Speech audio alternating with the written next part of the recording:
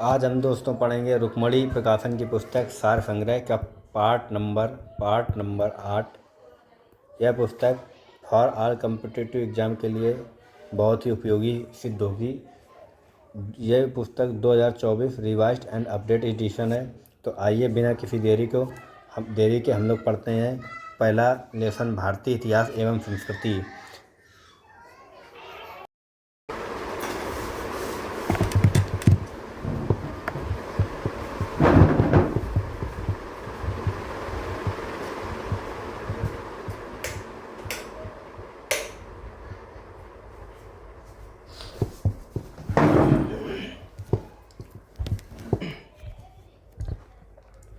पहला क्वेश्चन है, वैदिक नदी कुंभा का उद्गम स्थान क्या था?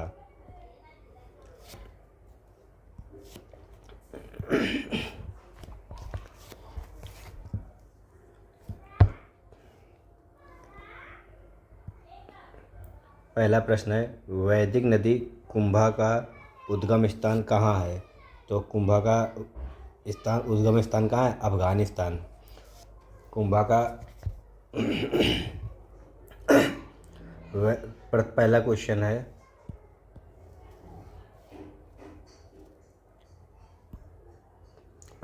है, वैदिक नदी कुंभा का उद्गम स्थान कहाँ है? तो अफगानिस्तान में है। कुंभा का उद्गम स्थान कहाँ है? अफगानिस्तान। एक क्वेश्चन ये पूछा जाता है कि बताइए ऋग्वेद में किस नदी का सबसे ज़्यादा जिक्र है? किस नदी का सबसे ज़्यादा जिक्र है? तो किस नदी का जिक्र है? ऋग्वेद में सबसे ज़्यादा जो जिक्र है वह सिंधु नदी का है। वह सिंधु नदी का सर्वाधिक बार जिक्र किया गया है। और सरस्वती नदी को ऋग्वेद में सबसे पवित्र नदी माना गया है। सबसे पवित्र नदी माना गया है। इस बात को याद रखेंगे एक्स्ट्रा फैक्ट में। प्राचीन भारत में मुख्य व्रीहि शब्द किसके लिए उपयुक्त होता है? तो प्राचीन भारत में व्रीहि जो है शब्द है वो चावल के लिए प्रयुक्त किया जाता है। व्रीहि किसको बोलते थे? चावल को बोलते थे। विष्णु पुराण किस वंश से संबंधित है? जो विष्णु पुराण है वह मौर्य वंश से संबंधित है। एक क्वेश्चन इसमें से और पूछा जाता है, जैसे विष्णु पुराण किस वंश से संबंधित है? मौर्य वंश से। वैसे ही पूछा जाता है मत्स्य पुराण किस वंश से संबंधित है? तो आंध्र सातवाहन से। ये जस्ट नीचे लिखा भी तो है ये क्वेश्चन। मत्स्य पुराण किस वंश से संबंधित है? आंध्र सातवाहन से। वायु पुराण किस वंश से संबंधित है? तो वायु पुराण किससे? गुप्त वंश से। अद्वैतवाद का सिद्धांत किसने प्रतिपादित किया था? तो अद्वैतवाद जो था वो शंकराचार्य ने प्रतिपादित किया था। विशिष्ट द्वैतवाद का सिद्धांत किसने दिया? तो जो विशिष्ट द्वैतवाद का सिद्धांत है वो रामानुज ने दिया। किसने दिया? रामानुज ने। द्वैतवाद का सिद्धांत किसने दिया? तो द्वैतवाद का सिद्धांत माधवाचार्य ने दिया। किसने दिया? माधवाचार्य ने। महावीर के पिता कौन थे? महावीर स्वामी के पिता कौन थे? सिद्धार्थ। ज्ञात्रिक कुल के शासक, ये कुल भी पूछा जाता है, किस कुल के शासक थे? तो ज्ञात्रिक कुल के शासक। महावीर की माता कौन थी? महावीर स्वामी की माता कौन थी? तो महावीर स्वामी की माता कौन थी? त्रिशाला। उनका वंश भी पूछ लिया जाता है कि महावीर स्वामी की माता जो थी वह किसकी बहन थी? कौन से शासक की बहन थी? तो लिच्छवी राजा चेटक की बहन। महावीर के बचपन का नाम क्या था? तो महावीर स्वामी के बचपन का नाम क्या था? वर्धमान। क्या था? वर्धमान। महावीर को किस नदी के तट पर पूर्ण ज्ञान प्राप्त हुआ? तो महावीर स्वामी को ऋजुपालिका नदी के तट पर साल वृक्ष के नीचे ऋजुपालिका नदी के तट पर। महावीर के प्रथम अनुयायी कौन थे? तो महावीर स्वामी के प्रथम अनुयायी थे उनके दामाद। कौन थे? जामिल। कौन थे? जामिल। प्रथम जैन भिक्षुणी कौन थी? तो प्रथम जैन भिक्षुणी कौन थी? दधिवाहन की पुत्री चंपा। कौन थी? दधिवाहन की पुत्री चंपा। महावीर ने अपने शिष्यों को कितने गणधरों में विभाजित किया था? तो महावीर स्वामी ने अपने शिष्यों को 11 गणधरों में विभाजित किया था। ऐसा कौन सा गंधर्व है जो महावीर की मृत्यु के बाद भी जीवित रहा? ऐसा कौन सा गंधर्व है जो महावीर स्वामी की मृत्यु के बाद जीवित रहा? वह कौन था? आर्य सुधर्मा। आर्य सुधर्मा। स्थूलभद्र के शिष्य क्या कहलाते थे? तो स्थूलभद्र के शिष्य श्वेतांबर कहलाते थे। क्या कहलाते थे? श्वेतांबर। शा से स्थूल और शा से श्वेतांबर। इसको आप ऐसे याद रख सकते हैं, शा से स्थूल और श्वा से श्वेतांबर, श्वेत वस्त्र धारण करने वाले। भद्रबाहु के शिष्य क्या कहलाते थे? तो भद्रबाहु के शिष्य कहलाते थे दिगंबर। दिगंबर नग्न रहने वाले। जो भद्रबाहु के शिष्य थे वो नग्न रहने वाले। नग्न रहने वाले इनकी, जिनकी दिगंबर का अर्थ है जिनकी दिशाएं ही उनका वस्त्र हों, जिनका दिशाएं ही उनका वस्त्र हों, उसको क्या बोलते हैं? दिगंबर बोलते हैं। क्या बोलते हैं? दिगंबर। जैन धर्म के सप्तभंगी ज्ञान के अन्य नाम क्या क्या हैं? तो जैन धर्म के सप्तभंगी ज्ञान के अन्य नाम शादवाद और अनेकांतवाद हैं। शादवाद और अनेकांतवाद हैं। जैन तीर्थंकरों की जीवनी किसमें ग्रहित है? तो जैन तीर्थंकरों की जो जीवनी वो भद्रबाहु द्वारा रचित कल्पसूत्र है। ये क्वेश्चन बहुत बार पूछा जाता है कि भद्रबाहु द्वारा लिखित पुस्तक कौन सी है? तो कल्पसूत्र। महावीर स्वामी को निर्वाण कैसे प्राप्त हुआ था? तो महावीर स्वामी को निर्वाण कैसे प्राप्त हुआ था? मल्ल राजा शस्तिपाल के राजप्रसाद में। मल्ल राजा शस्तिपाल के राजप्रसाद में। महावीर की मृत्यु के बाद जैन संघ का अध्यक्ष कौन बना? जब महावीर स्वामी की मृत्यु हो गई थी तो जैन संघ का अध्यक्ष कौन बना? सुधर्मन। कौन बना था? सुधर्मन। जैन धर्म की पवित्र पुस्तक कौन सी है? तो जैन धर्म की पवित्र पुस्तक है आगम। क्या है? आगम। जैन धर्म को अंतिम राजकीय संरक्षण किस वंश के शासकों ने दिया? तो जैन धर्म को अंतिम राजकीय संरक्षण किस वंश के शासकों ने दिया? गुजरात के चालुक्य वंशों ने। गुजरात के चालुक्य वंशों ने। परिशिष्ट पर्व के रचयिता कौन है? परिशिष्ट पर्व के रचयिता आचार्य हेमचंद्र हैं। आचार्य हेमचंद्र। जियो और जीनो दो किसने कहा था? तो जियो और जीनो दो महावीर स्वामी ने कहा था। जैन धर्म में पूर्ण ज्ञान के लिए क्या शब्द है? तो जैन धर्म में जब पूर्ण ज्ञान के लिए कैवल्य। कौन सा शब्द है? कैवल्य। पूर्ण ज्ञान के लिए कैवल्य। द्वितीय जैन महासभा का आयोजन कब और कहाँ हुआ? तो द्वितीय जो जैन महासभा हुई थी वो 6वीं शताब्दी में 512 AD वल्लभी गुजरात में हुई थी। वल्लभी गुजरात में हुई थी। और इसमें एक प्रश्न ये पूछ लेता है कि द्वितीय जैन महासभा का आयोजन कब हुआ, कहाँ हुआ, और ये भी पूछ लेता है इसकी अध्यक्षता किसने की थी? तो द्वितीय जो जैन संगीति थी इसकी अध्यक्षता क्षमा श्रवण ने की थी। क्षमा श्रवण ने की थी। और जो पहली जो जैन संगीति हुई थी, पहली जैन महासभा हुई थी, वह हुई थी चंद्रगुप्त मौर्य के शासनकाल में। चंद्रगुप्त मौर्य के शासनकाल में हुई थी। और कहाँ पे हुई थी? पाटलिपुत्र में हुई थी। कहाँ पे हुई थी? पाटलिपुत्र में हुई थी। इस बात को याद रखेंगे। जैन तीर्थंकर ऋषभदेव का प्रतीक चिन्ह क्या था? तो जो जैन तीर्थंकर थे उनका जो प्रतीक चिन्ह था वो क्या था? साण था। क्या था? साण। जैन तीर्थंकर पारसनाथ का प्रतीक चिन्ह क्या था? तो पारसनाथ का जो प्रतीक चिन्ह था वो सर्प है। पहले जैन तीर्थंकर कौन थे? ऋषभदेव थे। पहले जैन तीर्थंकर हमारे ऋषभदेव थे। ऋषभदेव। और जो 23वें थे वो पार्श्वनाथ थे। और 23वें कौन थे? पार्श्वनाथ। और 24वें हमारे कौन थे? महावीर स्वामी। कौन सा क्षेत्र पार्श्वनाथ के संबंध होने के कारण जैन सिद्ध क्षेत्र माना जाता है? तो जैन सिद्ध क्षेत्र कौन माना जाता है? सम्मेद शिखर। सम्मेद शिखर को पार्श्वनाथ के संबंध जैन सिद्ध क्षेत्र माना जाता। जो सम्मेद शिखर है वो झारखंड के गिरिडीह जिले में है। जो सम्मेद शिखर है वो झारखंड राज्य के गिरिडीह जिले में है। गिरिडीह जिले में। और जो सम्मेद शिखर है वो पारसनाथ पर्वत को बोलते हैं। किसको बोलते हैं? पारसनाथ पर्वत को बोलते हैं। वहाँ पे ये शिखर है पारसनाथ पर्वत पर।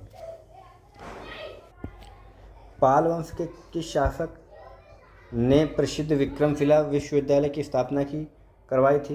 तो पाल वंश के किस शासक ने करवाई थी विक्रमशिला विश्वविद्यालय की स्थापना? धर्मपाल ने कराई थी। किसने कराई थी? धर्मपाल ने। और नालंदा विश्वविद्यालय किसने कराया था? नालंदा विश्वविद्यालय का निर्माण करवाया था किसने?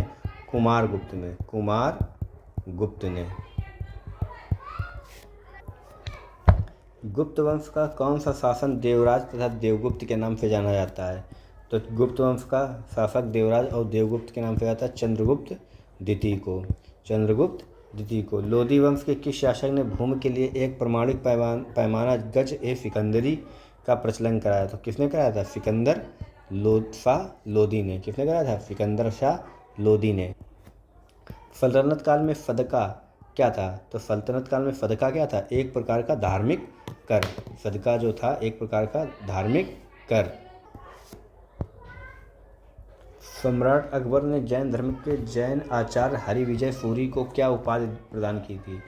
तो सम्राट अकबर ने जैन धर्म के जैनाचार्य हरिविजय सूरी को जगत गुरु की उपाधि दी थी। जगत गुरु की उपाधि दी थी। एक प्रश्न पूछा था, अकबर ने किसे कविराज की उपाधि दी थी?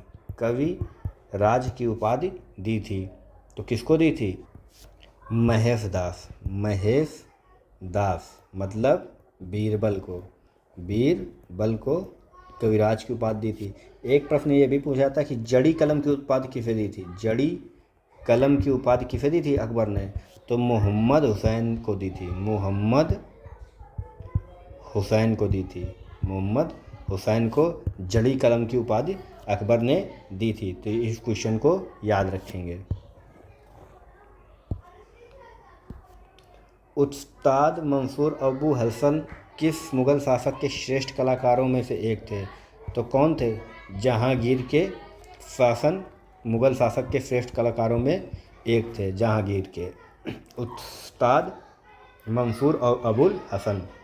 होलकर ने अंग्रेज़ों से मंदसौर की संधि कब की थी? तो होलकरों ने अंग्रेज़ों से मंदसौर की संधि जनवरी 1818 में की थी। रेलवे का एक मोस्ट इम्पॉर्टेंट क्वेश्चन पूछा जाता है कि बेसिन की संधि कब हुई थी? बेसिन की संधि, ये रेलवे का मोस्ट इम्पॉर्टेंट क्वेश्चन है। तो बेसिन की संधि हुई थी 1802 में। कब हुई थी? 1802 में। किसके बीच हुई थी? तो ईस्ट इंडिया कंपनी और मराठों के बीच में हुई थी। मराठों और ईस्ट इंडिया कंपनी के बीच, अंग्रेज़ों के बीच हुई थी 1802 में बेसिन की संधि। और मंदसौर की संधि 1818 में। पेरिप्लस ऑफ द इरिथियन सी में अरिकामेडु बंदरगाह को किस नाम से संबोधित किया गया है? पेरिप्लस ऑफ द इरिथियन सी में अरिकामेडु बंदरगाह को किस नाम से जाना जाता है? पेडुक एम्पोरियम नाम से। पेडुक एम्पोरियम नाम से जाना जाता है। ये भी क्वेश्चन पूछा जा सकता है कि पेरिप्लस ऑफ द इरिथियन पुस्तक किसने लिखी? तो किसने लिखी थी? विलियम एच शॉप ने। विलियम एच शॉप ने। किसने लिखी थी? विलियम एच शॉप ने पेरिप्लस ऑफ द इरिथियन पुस्तक लिखी थी। एक बार मैं इसको फिर से लिख देता हूँ। विलियम एच शॉप ने। ये बीपीएससी में क्वेश्चन पूछा गया है। ये पेरिप्लस ऑफ द इरिथियन पुस्तक किसने लिखी थी? तो विलियम एच शॉप ने। ये क्वेश्चन बीपीएससी में पूछा गया है। बिहार संघ लोक सेवा आयोग में पूछा गया है। बिहार लोक सेवा आयोग में पूछा गया है। अलाउद्दीन द्वारा निर्मित अलाई दरवाज़ा किस मस्जिद का प्रवेश द्वार है? तो अलाउद्दीन द्वारा निर्मित अलाई दरवाज़ा जो है कुब्बत उल इस्लाम मस्जिद का प्रवेश द्वार है। कुब्बत उल इस्लाम मस्जिद का प्रवेश द्वार है। अकबर के अल्पायु होने के कारण 1556 ईस्वी से 1560 ईस्वी तक मुग़ल साम्राज्य के शासन की जिम्मेदारी किसके हाथों में दी गई? तो किसके हाथों में दी गई? बैरम खां के हाथों में दी गई। अंतिम मुग़ल शासक कौन था? तो अंतिम मुग़ल शासक बहादुर शाह जफर था। जिसकी कब्र कहाँ पे है? जिसकी समाधि कहाँ पे है? यंगून म्यांमार में। यंगून म्यांमार में। इस शासक को कहा जाता है बदनसीब शासक कि एक गज जमीन इसे भारत में नहीं मिली। बौद्ध धर्म ग्रहण करने वाली पहली महिला कौन थी? तो बौद्ध धर्म ग्रहण करने वाली पहली महिला प्रजापति गौतमी थी। प्रजापति गौतमी थी। श्रीमद् भागवत गीता किस धर्म का प्रधान ग्रंथ है? तो भागवत धर्म का। भागवत धर्म का। किस सातवाहन नरेश ने गाथा सप्तशती नामक महत्वपूर्ण कृति की रचना की है? तो किसने की है? हाल ने। किसने की है? हाल ने। किस राष्ट्रकूट, ये प्रश्न आ चुका है पहले भी, किस राष्ट्रकूट शासक ने एलोरा के पर्वतों को काटकर प्रसिद्ध कैलाश मंदिर का निर्माण कराया? तो किसने कराया था? कृष्णा प्रथम ने। चोल शासक किस धर्म के अनुयायी थे? तो चोल शासक जो थे वह शैव धर्म के अनुयायी थे। किस युद्ध को जीतने के पश्चात शेरशाह सूरी ने दिल्ली में अफगान सत्ता की स्थापना की? तो शेरशाह सूरी ने चौसा के युद्ध के बाद आलमगीर टीला जो 1958 ईस्वी में पता लगा था, कहाँ स्थित है? जो आलमगीर टीला है वह 1958 में पता लगा था। कहाँ पता लगा था? उत्तर प्रदेश के मेरठ जिले में। उत्तर प्रदेश के मेरठ जिले में। ऐहोल अभिलेख किस शासक से संबंधित है? तो पुलकेशिन द्वितीय से संबंधित है। तोल्कापियम किस युग की महान कृति है? तो संगम युग की महान कृति है। और तोल्कापियम किसने लिखा था? तोल्कापियम लिखा था टोल्कापियर ने लिखा था। किसने लिखा था? टोल्कापियर ने लिखा था। टोल्कापियर ने लिखा था। और एक क्वेश्चन ये पूछा जाता है कि अकाना नूरू पुस्तक किसने लिखा था? अकाना नूरू पुस्तक किसने लिखा था? तो रुद्र शर्मा ने लिखा था। किसने लिखा था? रुद्र शर्मा ने अकाना नूरू पुस्तक को लिखा था। इलाहाबाद स्तंभ लेख का रचनाकार कौन है? तो इलाहाबाद स्तंभ लेखा का रचनाकार हरिसेन है। कौन है? हरिसेन। किस मुगल शासक को शाह एक बेखबर के नाम से जाना जाता है? शाह एक बेखबर के नाम से बहादुर शाह प्रथम को जाना जाता है। और रंगीला बादशाह किसको जाना जाता है? रंगीला रंगीला बादशाह जाना जाता है मुहम्मद शाह को रंगीला बादशाह के नाम से जाना जाता था। अंतिम मुगल बादशाह बहादुर शाह द्वितीय मृत्यु कहाँ हुई? तो कहाँ हुई? रंगून में हुई। कितने बार ये क्वेश्चन आ चुका है? कब हुई? 1826 AD में। फोर्ट विलियम कहाँ स्थित है? तो फोर्ट विलियम जो स्थित है वो कलकत्ता में। फोर्ट विलियम कॉलेज है। ये कॉलेज कहाँ स्थित है? कलकत्ता में। और कब बना था fort William college? Fort William कहाँ स्थित है? कलकत्ता में। और फोर्ट विलियम के अंदर एक कॉलेज है जिसका निर्माण वेलेस्ली ने किया था। कब किसने किया था? वेलेस्ली ने किया था। कब किया था? 1800 में किया था। कब किया था? 1800 ईस्वी में किया था। रणजीत सिंह और ब्रिटिश ईस्ट इंडिया कंपनी के बीच 25 अप्रैल 1809 में कौन सी संधि हुई थी? तो अमृतसर की संधि हुई थी। ये प्रमुख संधि है, मोस्ट इंपॉर्टेंट है। ये बहुत पूछा जाता है कि अमृतसर की संधि किनके मध्य हुई? तो रणजीत सिंह और ब्रिटिश ईस्ट इंडिया के बीच में हुई। कब हुई थी? 1809 में हुई थी। सिंध विजय का श्रेय किस ब्रिटिश अधिकारी को है? तो सिंध विजय का जो श्रेय है चार्ल्स नेपियर को है। किसको? चार्ल्स नेपियर को है। सिंध विजय का श्रेय ब्रिटिश अधिकारी को है, तो चार्ल्स नेपियर। वैदिक राजाओं द्वारा अपनी प्रजा से वसूल किए जाने वाले उपहार का क्या नाम था? जो वैदिक राजा थे अपनी प्रजा से जो वसूलते थे कर, उसको क्या कहते थे? बलि कहते थे। क्या बोलते थे? बलि। संगम युग का ग्रंथ मणिमेकलाई किस धर्म की श्रेष्ठता प्रतिपादित करता है? तो बौद्ध धर्म की। इसकी विशेषता प्रतिपादित करता है बौद्ध धर्म की। किस स्रोत के अनुसार अशोक ने अपनी वृद्धावस्था में राज सिंहासन का अपने पौत्र संप्रति के पक्ष में परित्याग कर दिया? तो किस स्रोत के अनुसार? दिव्यवादन स्रोत के अनुसार। 40 अमीरों का समूह का जड़ मूल से किसने विनाश किया? तो बलबन ने किया था। और जिसको बोलते हैं तुर्कान ए चहलगामी का विनाश किसने किया था? बलबन ने किया था। और जो तुर्कान ए चहलगामी का जो निर्माण किया था वो किसने किया था? इल्तुतमिश ने। किसने किया था? इल्तुतमिश ने। हैदराबाद नगर का संस्थापक कौन था? तो हैदराबाद नगर का संस्थापक था मोहम्मद अली कुतुब शाह। चांद बीबी का विवाह किस राज्य के मुगल सुल्तान के साथ हुआ? तो चांद बीबी का विवाह हुआ था बीजापुर सुल्तान अली आदिल शाह से। किससे हुआ था? अली आदिल शाह से। सुप्रसिद्ध कृति तबकात ए अकबरी की रचना किसने की थी? तो तबकात ए अकबरी की रचना ख्वाजा निजामुद्दीन अहमद ने की थी। सामवेद को गाने वाले विशेषज्ञ को कहते हैं? ये प्रश्न आ चुका है पहले भी। सामवेद को गाने वाले को बोलते हैं उद्गाता। कौन बोलते हैं? उद्गाता भी बोलते हैं। किसी बुक में उद्गाता लिखा है। उद्गात। संगम काल में राजा के जन्मदिन को कहा जाता था, जो संगम काल के राजा थे उनके जन्मदिन को कहा जाता था पेरुनल। क्या कहा जाता था? पेरुनल। याज्ञवल्क्य स्मृति टीका किसने लिखी है? तो याज्ञवल्क्य स्मृति टीका विघ्नाश्वर ने लिखी है। विघ्नाश्वर द्वारा लिखी गई एक पुस्तक और है जिसका नाम है मिताक्षरा का रचयिता कौन है? विघ्नाश्वर। बाबर की आत्मकथा तुजुक ए बाबरी किस भाषा में है? तुजुक ए बाबरी है तुर्की भाषा में। तू से तुर्की भाषा, तुजुक ए बाबरी है तुर्की भाषा में। एक प्रश्न और पूछा था कि मुगलों की जो राजकीय भाषा थी वो तो राजकीय भाषा मुगलों की कौन सी थी? फारसी। कौन सी थी? फारसी। जो राजकीय भाषा थी वो फारसी थी मुगलों की। ईस्ट इंडिया कंपनी को बंगाल और बिहार की दीवानी किस मुगल सम्राट ने प्रदान की थी? तो बंगाल और बिहार की दीवानी जो थी शाह आलम द्वितीय ने। ऋग्वेद में दस्यु शब्द किसके लिए आया था? तो दस्यु शब्द आया था अनार्यों के लिए। जो अनार्य थे, आर्यनाओं के अनार्य थे, उनको दस्यु बोलते थे। संगम युगीन साहित्य किस शैली में लिखा गया? तो जो संगम युगीन साहित्य है वो काव्य शैली में लिखा गया है। किसमें लिखा गया? काव्य शैली में। गौतम बुद्ध के जन्म के समय पाटलिपुत्र का सम्राट कौन था? तो पाटलिपुत्र का सम्राट बिंबिसार था। ये प्रश्न पूछा था कि बिंबिसार, गौतम बुद्ध के समय पाटलिपुत्र का सम्राट कौन था? बिंबिसार है। चंद्रावर का युद्ध किस किस के बीच में हुआ था? जो चंद्रावर का युद्ध मोहम्मद गौरी और जयचंद के बीच हुआ था। किसी पुस्तक में इसमें लिखा है चंद्रावर, जबकि है चंदावर। चंदावर का युद्ध मोहम्मद गौरी व जयचंद ने कब हुआ था? 1194। ये वर्ष भी पूछा जाएगा एडी में। परमार वंश की राजधानी कौन सी थी? परमार वंश की राजधानी धारा नगरी थी। कौन सी थी? धारा नगरी। ये भी पूछा था कि परमार वंश का जो शक्तिशाली शासक था वो कौन था? प्रश्न है परमार वंश की राजधानी क्या थी? तो परमार वंश की राजधानी थी धारा नगरी। क्या थी? धारा नगरी। महाबलीपुरम स्थित 7 रत्न मंदिरों का निर्माण किसने कराया है? तो नरसिंह वर्मन प्रथम ने महाबलीपुरम स्थित 7 रत्न मंदिरों का निर्माण कराया है। तहकीक ए हिंद ग्रंथ की रचना की? तो तहकीक ए हिंद की रचना किसने की थी? अल बरूनी ने की थी। किसने की थी? अल बरूनी ने।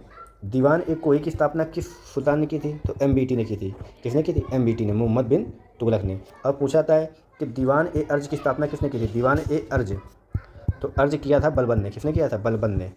इस बात को याद रखेंगे। ये सुल्तनत काल है, दिल्ली सल्तनत काल है। जफरनामा के नाम से इतिहास में क्या विख्यात हुआ? तो जफरनामा के नाम से इतिहास में औरंगजेब को लिखा गया गुरु गोविंद सिंह का पत्र, जिसको बोलते हैं क्या? जफरनामा। गुरु गोविंद सिंह जी ने औरंगजेब को पत्र लिखा था। आर्यों के पूर्व की ओर प्रसार का अभिज्ञान कराने वाली अग्नि, वैश्वानर तथा विधेद माधव की कथा का उल्लेख किस ग्रंथ में सर्वप्रथम हुआ? एक बार प्रश्न को फिर से पढ़ेंगे।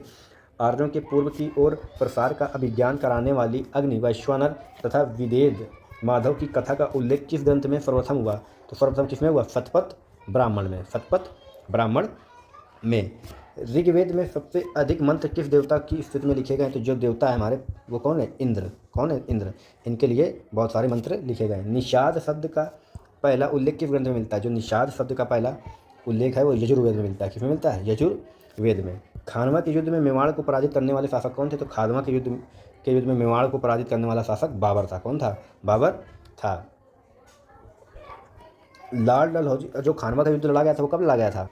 1527 में। कब लड़ा गया था? 1527 में। बाबर और राणा सांगा के बीच। लॉर्ड डलहौजी ने अपहरण की नीति डॉक्ट्रिन ऑफ लैप्स की अंतर्गत सर्वप्रथम किस राज्य को अंग्रेजी साम्राज्य के अधीन रखा? सतारा को।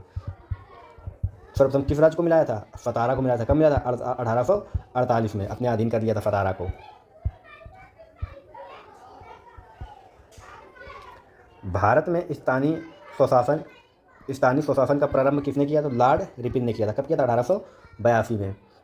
मध्यकालीन इतिहास का सर्वाधिक विवादास्पद शासक किसे माना जाता है? तो मोहम्मद बिन तुगलक को सर्वाधिक विवादास्पद शासक माना जाता है।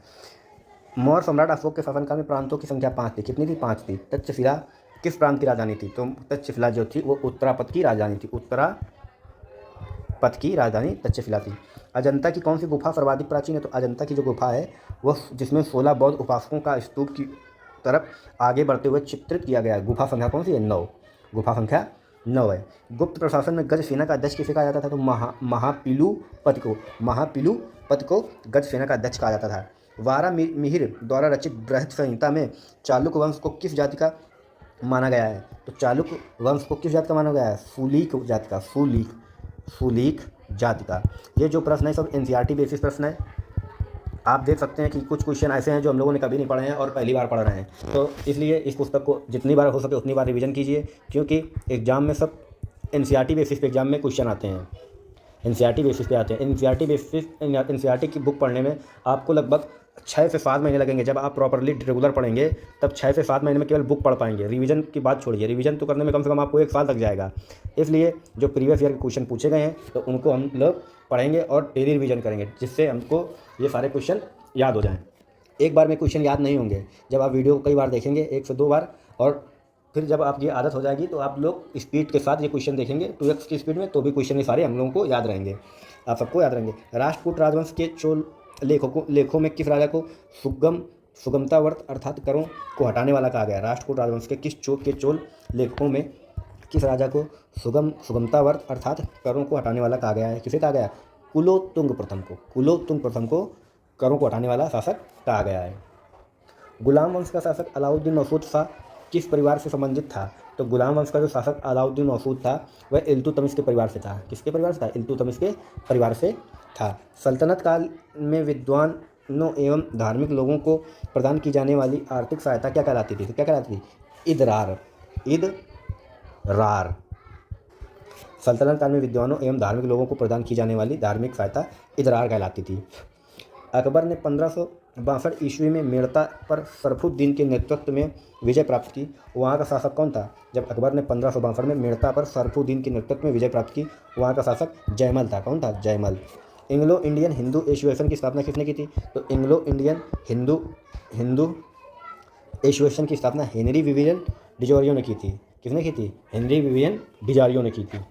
गौतम बुद्ध की मृत्यु के बाद उनके शरीर के अवशेषों पर कितने स्तूपों का निर्माण किया गया? तो उनके अवशेषों पर 8 स्तूप बनाए गए। कितने बनाए गए? 8 स्तूप बनाए गए। गुप्तोत्तर काल में राजा द्वारा प्रदत्त भूमि अनुदानों के राज्ञा पत्र क्या कहलाते हैं? तो गुप्तोत्तर काल में राजा द्वारा प्रदत्त भूमि अनुदानों के आज्ञा पत्र क्या कहलाते हैं? शासन पत्र। क्या कहलाते हैं? शासन पत्र कहलाते हैं।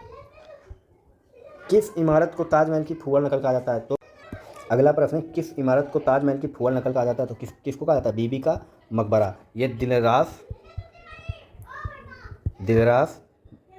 बानो बेगम की याद में बनवाया था। किसने बनवाया था? औरंगजेब ने। किसने बनवाया था? औरंगजेब ने। हुजूर दफ्तर क्या था? हुजूर दफ्तर क्या था? पुणे में पेशवा का सचिवालय। हुजूर दफ्तर क्या था? पुणे में पेशवा का सचिवालय। लिंगायत संप्रदाय के अनुयायी किस देवता के उपासक थे? जो लिंगायत संप्रदाय के अनुयायी हैं वो भगवान शिव के उपासक थे। दीवान ए इंसा का क्या कार्य था? तो दीवान ए इंसा का कार्य था पत्र व्यवहार का कार्य। पत्र व्यवहार का। दिल्ली सल्तनत का वह कौन सा सुल्तान था जिसने एक अकाल संहिता की तैयार की? किसने की थी? मोहम्मद बिन तुगलक ने। जिसने एक अकाल संहिता तैयार की थी कौन था? मोहम्मद बिन तुगलक ने। लोहगढ़ का किला किसने बनवाया था? तो लोहगढ़ का किला बनवाया था गुरु गोविंद सिंह ने। किसने बनवाया था? गुरु गोविंद सिंह ने। कश्मीर के मार्तंड सूर्य मंदिर के संस्थापक कौन थे? तो ललितादित्य मुक्तपीड़ कश्मीर के मार्तंड मंदिर का निर्माण करवाया था। ऋग्वेद में किस अपराध का सबसे अधिक उल्लेख किया गया है? तो किस अपराध से किया गया? पशु चोरी का ऋग्वेद में सर्वाधिक बार उल्लेख किया गया है। उत्तर वैदिक काल में शासन व्यवस्था का सामान्य रूप क्या था? तो उत्तर वैदिक काल में शासन व्यवस्था का सामान्य रूप राजतंत्र था। क्या था? राजतंत्र। मौर्य वंश का शासक वृद्धावस्था में जैन संत भद्रबाहु के साथ दक्षिण चला गया था।